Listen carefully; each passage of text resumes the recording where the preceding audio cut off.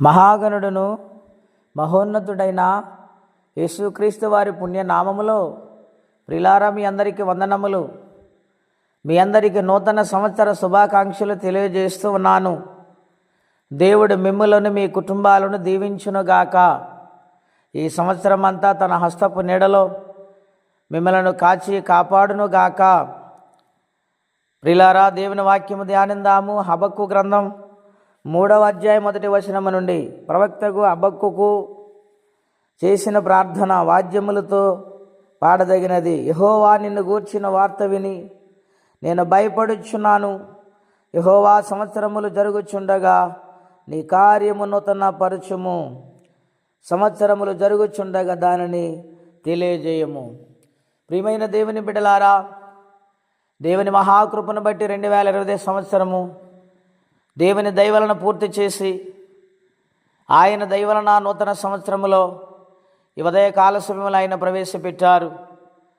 ఏమిచ్చిన ఆయన రుణము తీర్చలేము. కోట్లాది కోట్లు వందనములు స్తుతులు స్తోత్రములు ఆయనకే చెల్లునుగాక.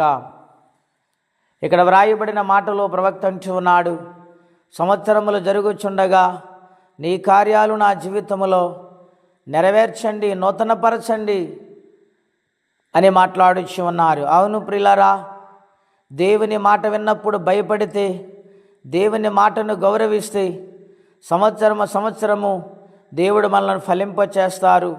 మన జీవితాలను నూతన బలము చేత, నూతన శక్తి చేత నింపుతారు, నూతన కార్యాలు జరిగిస్తారు. దేవుని వాక్యంలో వ్రాయబడింది 65వ కీర్తన 11వ వచనములో, సంవత్సరమైన దయాకిరీటం నీకు ధరింపచేస్తాను, నీ జీవితము సారవంతంగా మారుస్తానని దేవుడు మాట్లాడుచు ఉన్నారు.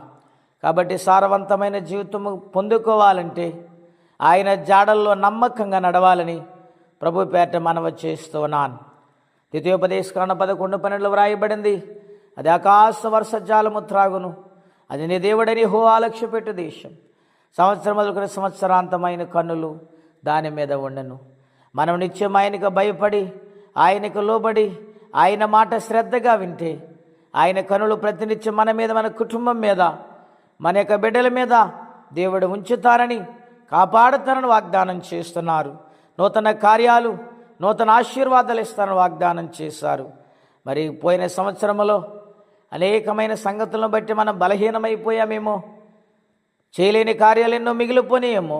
తీర్మానము చేసుకోండి, దేవుని మాటకు భయపడండి, దేవుని సన్నిధిని గౌరవించండి, దేవుని సన్నిధిలో నమ్మకంగా జీవించండి.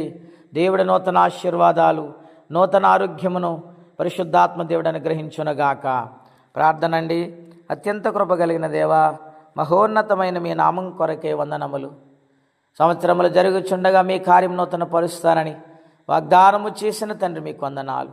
ఈ నూతన సంవత్సరములో నూతన దీవెన, నూతన ఆరోగ్యం, నూతన ఆయుష్ను ప్రతి ఒక్కరికి దయచేయండి. యూట్యూబ్ ద్వారా వాక్యం ఇంటిని బిడ్డలు అనేక మందిని మీరు ఆశీర్వదించి వరదలు చేయమని, ఈ సంవత్సరం అంతా మీ కృపాహస్తాల నీడలో దీవించి కాపాడి ఆశీర్వదించమని యేసునామములో అడుగుచున్నాము తండ్రి, ఆమేన్.